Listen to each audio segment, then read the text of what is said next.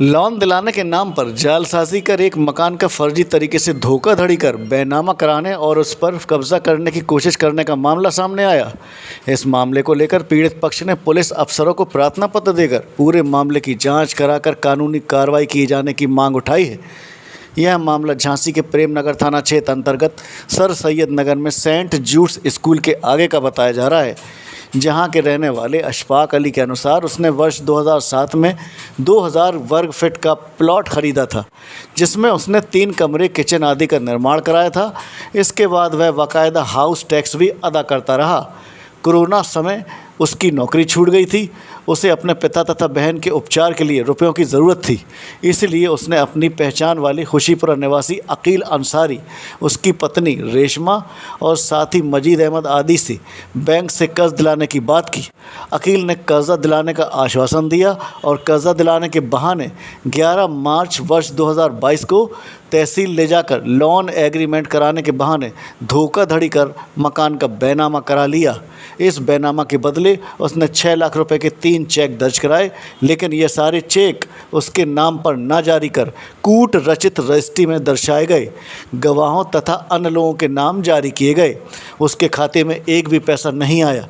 इसके बाद आरोपियों ने लोन की औपचारिकताएं पूरी करवाने के बहाने उससे एक एग्रीमेंट पर साइन करा लिए। जनवरी में जब उसे इस सारी साजिश की जानकारी लगी तो उसने तहसील से नकल निकलवाई। तब उसे मालूम चला कि उसके मकान की रजिस्ट्री करा ली गई है और एग्रीमेंट में पूरे रुपए मिलने का हवाला दिया गया है। क्या नाम है आपका? मेरा नाम डॉक्टर कासिफ खान है। मेरी क्लिनिक है बैक साइड में, 4 साल से मैं यहीं हूँ। डेली इस मकान का क्या विवाद चल रहा है? इस मकान का जो विवाद चल रहा है कि इन्हें क्या कहते हैं रजिस्ट्री करवा ली है, बिक गया है मकान, और जिस पार्टी ने लिया वो कह रहे हैं कि हमने अभी इसमें काम करवाया। 4 साल से मेरा डेली का यहाँ से 3-4 चक्कर लगते हैं। मैं देख रहा हूँ मकान वैसे का वैसे ही पड़ा हुआ है। जिनका था वो रह रहे हैं यहाँ पे, कोई ना जिसने बीच में लिया था वो आके नहीं रहे हैं यहाँ पे, वही जिनका है वही रह रहे हैं और कोई काम नहीं हुआ है इसमें। 4 साल से कंटिन्यू मैं देख रहा हूँ, मैंने एक ईंट भी लगती हुई नहीं देखी इस मकान में। ठीक, क्या नाम है आपका? शमीम खान। क्या मामला है शमीम जी? इनके साथ 420 हुई है कि इसको पैसे की ज़रूरत थी। ये हमारे साले साहब हैं, 2 लाख रुपए की इनको ज़रूरत थी। इन्होंने मजीद नामक व्यक्ति से बोला कि मुझे कहीं से आप लोन दिलवा दीजिए उसमें, या उधार किसी से पैसे दिलवा दीजिए। तो इनने बोला कि आपके पास कुछ चीज़ रखने के लिए है? इनने कहा मेरे पास तो वैसे कुछ नहीं है, पर नगरे में मेरा एक मकान है जिसमें मेरी छोटी बहू और छोटा भाई रहता है, निवास कर रहे हैं वहाँ पे, वो है, तो मैं 6 महीने के लिए उस चीज़ के लिए कर दूंगा। ये कहने लगे किसी से पैसा उधार नहीं मिल रहा, तुम्हारा लोन करा देंगे। उसमें लोन के बहाने इन्होंने मेरे साले साहब को बुलाया तहसील में और उसका क्या बोलते बेनामा वहाँ पे करा लिया।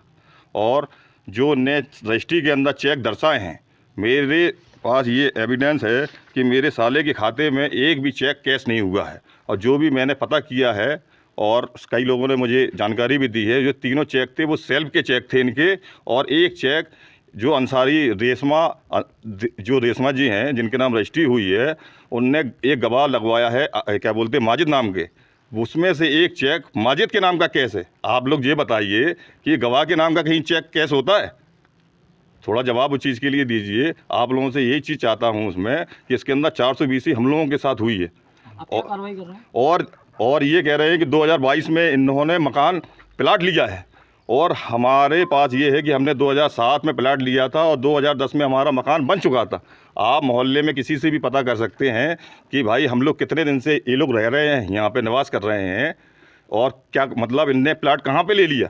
ये टोटल 420 मेरे पास सारे डॉक्यूमेंट इस चीज़ के लिए है। मैं प्रशासन को भी दे चुका हूँ और सिविल कोर्ट में मैंने इसका सूट कर दिया है और वहाँ पर मुकदमा चल रहा है, और इनके घर पर सम्मन जा रहे हैं, तो ये सम्मन नहीं ले रहे हैं। ये एफआईआर हुई कि नहीं हुई? नहीं, एफआईआर अभी नहीं हुई है, और हम लोगों को जान का खतरा है। आए दिन ये लोग आ जाते हैं 4 गुंडे लेके। अगर हम लोगों को कुछ होता है, मेरे को और मेरे परिवार को कहीं भी, तो इसकी जिम्मेदारी रेशमा अंसारी और माजिद इन लोगों का उस चीज़ के लिए होगा। क्या नाम है आपका? अशफाक अली। क्या समस्या है अशफाक जी? समस्या ये है कि हमारे साथ धोखा हुआ है। किस तरह का? हमें ज़रूरत थी पैसों की। मजीद नाम के व्यक्ति से हमने बात की थी कि मुझे पैसे, मेरे पापा की तबीयत ख़राब थी और बहन की, तो इस वजह से मुझे ज़रूरत थी 2 लाख की।